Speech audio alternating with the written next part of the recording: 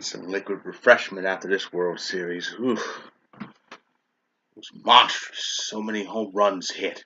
A lot of runs scored. A lot of comebacks. One would think we were watching the All-Star game this past week, and a home run derby. In any event, the dust has settled, and there's been a lot of it. And after 7 games, we actually have a definitive world champion, and that team is the Houston Astros. Congratulations to them. They won the World Series in seven with clinching their first championship in their 56-year franchise history with the road win in Game 7, 5-1. They scored those 5 runs very early, but they held up. The pitching held up. They didn't even need to put Dallas Keuchel in. Wow. Poor Dodgers put in Clayton Kershaw, which was going to be the plan anyway, but Clayton was needed to kind of stop the bleeding. So Houston has their first World Series championship. A few fun facts. A few fun facts. Not too many.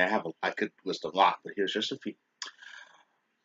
With the win, with Houston's win, this is the third straight. This is the third straight road win in the World Series Game 7, and it breaks the tie. Road teams are now 20-19 in Game 7 of the World Series. So home field advantage is pretty much dead in Major League Baseball, no matter how they've tried to decide it, whether it was the All Star game or just doing it by record. Um, Another fun fact: this is of course the first World Series championship for the state of Texas in their fourth try. Um, this is the first time the American League won the World Game 7 of the World Series since the Angels did so 15 years ago. Which was also the last time that MLB crowned a first-time champion. And now with the Astros' victory, there are now 7 teams left who have not won a World Series. And it was a crazy series. I said there was offense all around, but there was still some good pitching, good enough pitching. And George Springer, who hit what I think was 4 or 5 home runs this World Series, he got the MVP. And we actually saw a proposal at the World Series. Carlos Correa proposed to his girlfriend right after he got his ring. And a pair of ex Yankees got some rings. Former Yankees Carlos Beltran and Brian McCann won their first rings. It was pretty emotional for Beltran. This is his 20th season in Major League Baseball. And of course, people in some parts of New York still kind of gave him some stuff over him when he was with the Mets. He took that third strike in Game 7 of the NLCS that clinched the pennant for the Cardinals. But here it is 11 years later. He finally has a ring. Much congratulations to him. So, so, and of course, the championship caps off, of course, what has been a very emotional time for Houston. What with Hurricane Harvey hitting, and of course, the people in Houston turned to the Astros and later the Texans to for that support, that drive through all of that. So it was a crazy end to what has been a very wild season, and and it's amazing for the third year in a row. For the third year in a row, a long championship drought has ended. Of course, it was 2 years ago. It was 2 years ago today, actually, that the Royals won their first championship since 1985. And of course, who could forget? Who could forget last year? Who could forget last year? The Cubs. Hard to believe that. Well, this will basically. Well, it's almost November 2nd. Hard to believe it's been one. It's been 1 year exactly since the Cubs broke that 108-year jinx. Oh, I had never been so emotionally invested in a World Series uh, that didn't involve the Yankees. Well, overall, actually, it, it was amazing. It was an amazing series that year. I think everybody, with the exception of Ohio and probably some parts of Missouri, Everybody in the country was rooting for the Cubs that year. When that final out was hit late that Wednesday night, I was so happy. I actually cried when they won because 108 years without a championship, that's too long. That is far too long. No team deserves to be jinxed like that. Well, except for the Red Sox, but that's another story.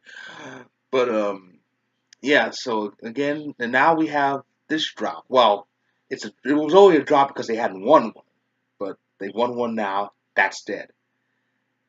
But the Dodgers drop continues. Unfortunately, in my opinion, I'm gonna have to be blunt about this. The Dodgers blew it. Let's face facts. The Dodgers blew it. The Dodgers should have won that series. Not so easily. They should have won this whole series, but they made they blew leads. They blew leads in the games they did end up losing, and managerial mistakes really cost them, in my opinion. And I think this is gonna be an off season of what ifs for the Dodgers because it's amazing.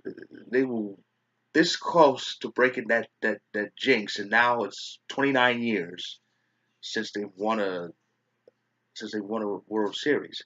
Though they finally got to one, but they finally got to one since then. But still, who knows what next year holds? And what will next year hold? Let's get to that.